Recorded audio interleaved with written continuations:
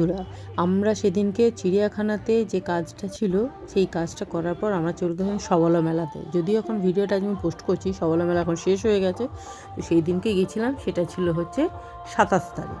তো 27 তারিখ আমরা এরকম সবলা মেলাতে গেছিলাম। সবলা মেলা এইটা হচ্ছে সবলা মেলা যেটা হয়, যেখানে হয় সেটা হচ্ছে আপনার যে বিশ্ব বাংলা যে গেট আছে, বিশ্ব বাংলা যে রেস্টুরেন্টটা যেটাকে বলে ঝুলন্ত রেস্টুরেন্ট, সেই রেস্টুরেন্টের উল্টো দিকে একটা গ্রাউন্ড আছে, মাঠ আছে, ওখানে হয়। তো এর আগেও আমি গেছি। তো এবারে তা আগে গেছি, কিন্তু বিগত 3-4 বছর পর আবার আমি গেলাম। তো আমার সত্যি কথা মেলাটা আমার ভীষণ ভালো লাগে। আর আমার মেয়ে প্রথমবার গেল, মেয়েকে নিয়ে গেছি। আর মেয়ে প্রথমবার এই সবলা মেলাতে গেল।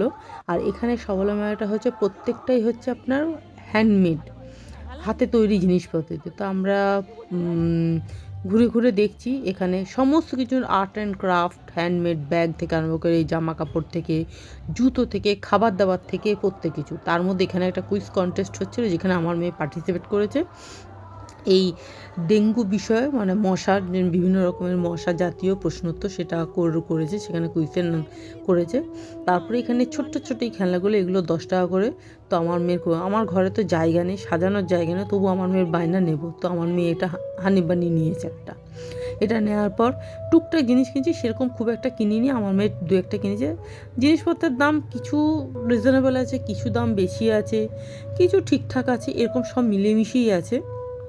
তো পুরো মনে হলো যেন পুরো মেলাটা ঘুরে দেখতে পারলাম, কারণ এক জায়গা থেকে আমরা আরেক জায়গায় গেছি, ওই জন্য আমার সময়। আর এখানের এটা না পুরো সুতলি দিয়ে কাজ করা, এগুলো না হ্যান্ডমেড, তো পুরো সুতলি দিয়ে পাখি, এই যে ছোটো ছোটো পাখিগুলো, এগুলো 10 টাকা করে দাম বলছে। এখানে প্যাঁচা করার পর এখানে বাইরে বেরিয়ে আমরা একটু চা বিস্কুট খেলাম, চা বিস্কুট খেয়ে বাড়ি চলে এসেছি, কারণ আমরা চিড়িয়াখানা গেছি, ওখান থেকে তারপর মেলাতে গেছি না।